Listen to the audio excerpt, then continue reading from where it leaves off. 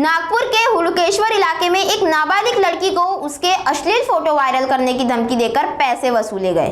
आरोपी ने लड़की को सोशल मीडिया पर बात करने के लिए मजबूर किया और बाद में 25,000 रुपए की मांग की। डर के चलते पीड़िता ने 5,000 रुपए दे दिए। यही नहीं, दूसरे आरोपी ने लड़की के साथ छेड़छाड़ की कोशिश भी की, लेकिन वह किसी तरह वहां से भागने में सफल रही। लगातार बढ़ते उत्पीड़न से परेशान होकर पीड़िता ने परिजनों को पूरी जानकारी दी। परिजनों की शिकायत पर पुलिस ने मामला दर्ज कर आरोपियों को गिरफ्तार किया है। आगे की जांच जारी है। काल दिनांक 22/3/26 रोजी एक 14 वर्षीय मुलगी आपल्याकडे आलेली होती तिच्या आईवडिलांसह आणि तिने सांगितलेलं की तिच्यासोबत तिच्याच परिसरात राहणारे जे आरोपी आहेत त्या लोकांनी तिच्यासोबत चॅटिंग केली, स्नॅपचॅट वगैरे डाउनलोड करून तिच्याकडे होता एक मोबाईल, त्यावरून स्नॅपचॅटवरून चॅटिंग करत होती ती आणि चॅटिंगनंतर तिला त्या प्रेमाच्या जाळ्यात फसवून तिला इमोशनल ब्लॅकमेल करून तिच्याकडनं फोटोज वगैरे घेत होते ते आणि त्या फोटो तिला दाखवून वारंवार तिला ब्लॅकमेल करण्यात येत होतं आणि ब्लॅकमेल केल्यानंतर तिच्याकडनं घरून चोरून पैसे आणण्याकरिता तिच्यावर दबाव टाकण्यात येत होता। अशा तऱ्हेने तिच्याकडनं वेळोवेळी पैसे मागवण्यात आलेले होते यांच्या मार्फतीने।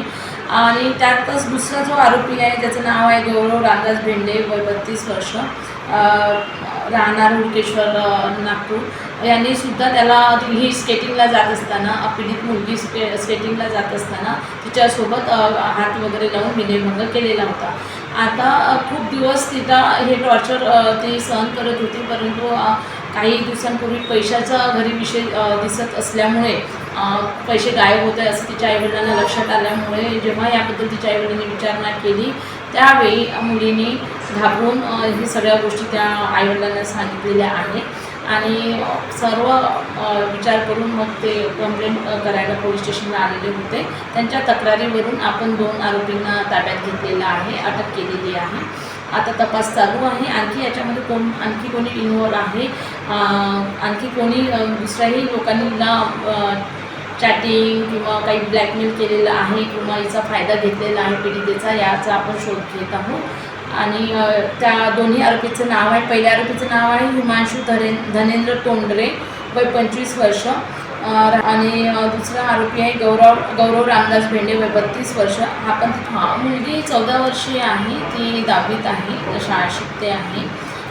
तिचे वडील नोकरीवर आहेत आणि आई पण बिझनेस करते आहे।